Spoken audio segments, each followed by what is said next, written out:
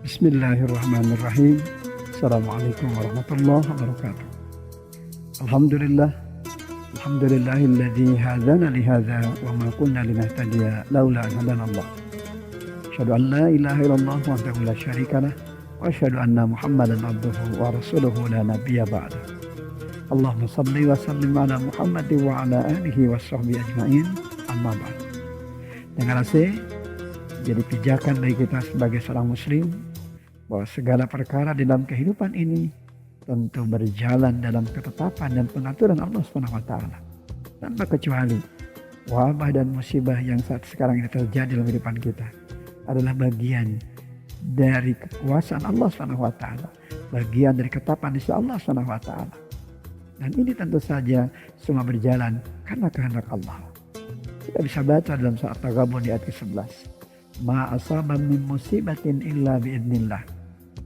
Tidak ada sesuatu musibah yang menimpa seorang kecuali dengan izin Allah. Wa may yu'min billah yahdi qalbah. Dan barang siapa beriman kepada Allah, niscaya Allah akan memberikan petunjuk kepada hatinya. Wallahu bikulli syai'in alim. Dan Allah Maha mengetahui akan segala sesuatu. Dengan rasa lewat ayat ini kita senantiasa diingatkan kembali oleh Allah Subhanahu wa taala. Senantiasa dibimbing, senantiasa diarahkan untuk memahami kembali bahwa esensi dari kehidupan ini senantiasa berjalan dalam ketetapan Allah Subhanahu wa taala. Tidak ada satupun perkara yang lepas dari pengawasan dan pengaturan Allah Subhanahu wa taala. Oleh karena itu bagi mereka yang beriman kepada Allah dalam makna yang sebenarnya, maka tentu Allah akan memberikan petunjuk jalan, akan memberikan jalan keluar dari berbagai bentuk wabah dan musibah dalam kehidupan. Allah Maha mengetahui akan segala perkara dalam kehidupan. Oleh karena itu kita kembalikan semuanya kembali kepada Allah Subhanahu wa taala. Dengan rasa pintu ikhtiar bagi manusia dalam mengatasi wabah dan musibah tentu menjadi bagian dari gambaran keimanan, bahkan bentuk tawakalnya seorang hamba kepada Allah Subhanahu wa taala. Maka tentu hal seperti ini juga jangan dianggap enteng, jangan dianggap sia-sia atau bahkan disepelekan dalam kehidupan. Karena Allah Subhanahu wa taala tidak akan mungkin merubah keadaan yang ada pada suatu kaum manakala mereka tidak mau melakukan perubahan pada apa yang terjadi pada kehidupan mereka. Innallaha la yughayyiru ma biqaumin hatta yughayyiru ma bi anfusihim. Alangkah indah ajaran Islam. Bagaimana ia benar-benar memposisikan antara doa dan ikhtiar itu sebagai satu kesatuan di dalam menuntaskan setiap permasalahan di dalam kehidupan. Bagaimana kita senantiasa diingatkan kembali bahwasanya pintu ikhtiar adalah pintu yang harus kita bangun di dalam mengatasi dan menjadi jalan keluar atas setiap wabah dan musibah. Namun tentu saja jangan karena pintu ikhtiar yang kita jadikan sebagai pondasi lantas menjadikan kita lupa dan melupakan hakikat ketetapan insya Allah Subhanahu wa taala. Dalam setiap wabah dan musibah tentu berlaku ada ketetapan insya Allah Subhanahu wa taala. Ada yang karena takdirnya bahkan ia wafat dan tak bisa berhindar darinya. Namun ternyata ada pula yang selamat dan diselamatkannya karena rahmat Allah Subhanahu wa taala. Semua tentu tercatat di sisi Allah Subhanahu wa taala.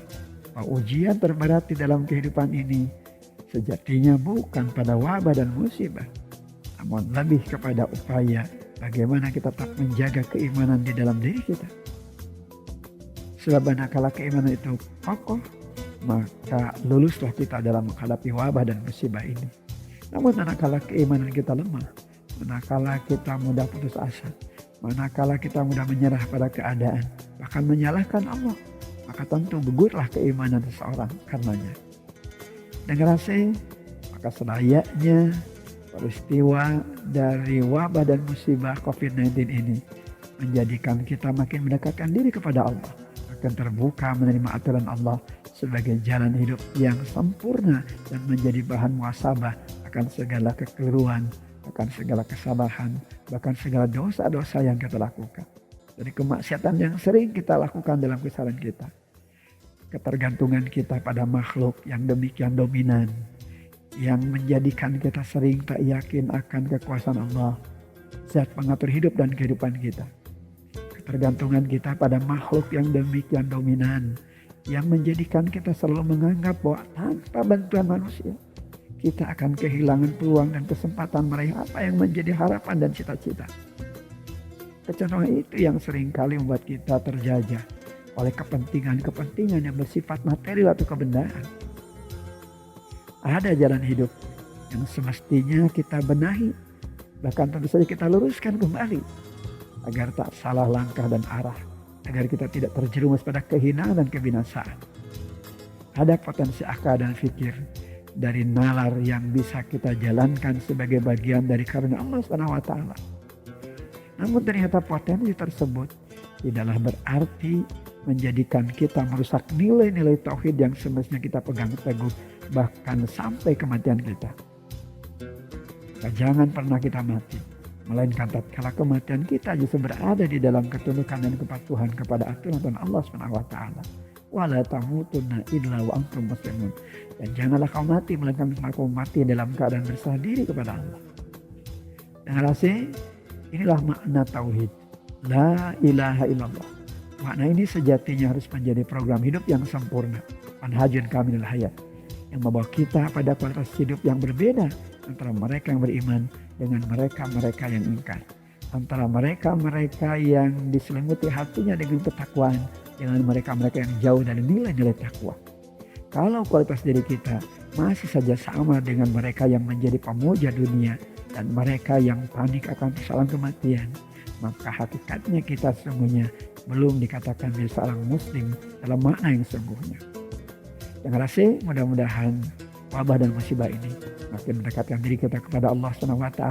Bahkan hadirnya Ramadan tahun ini betul-betul bisa menjadi energi, bisa menjadi spirit hidup bagi kita untuk mengembalikan segala perkara kembali kepada Allah.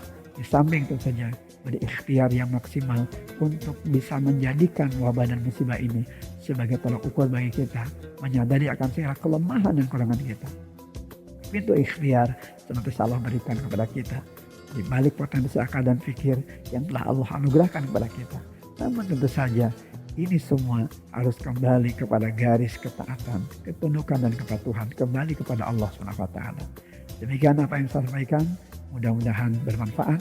Aku qouli hadza wa astagfirullah li wa lakum walhamdulillahirabbil alamin. Wassalamualaikum warahmatullahi wabarakatuh.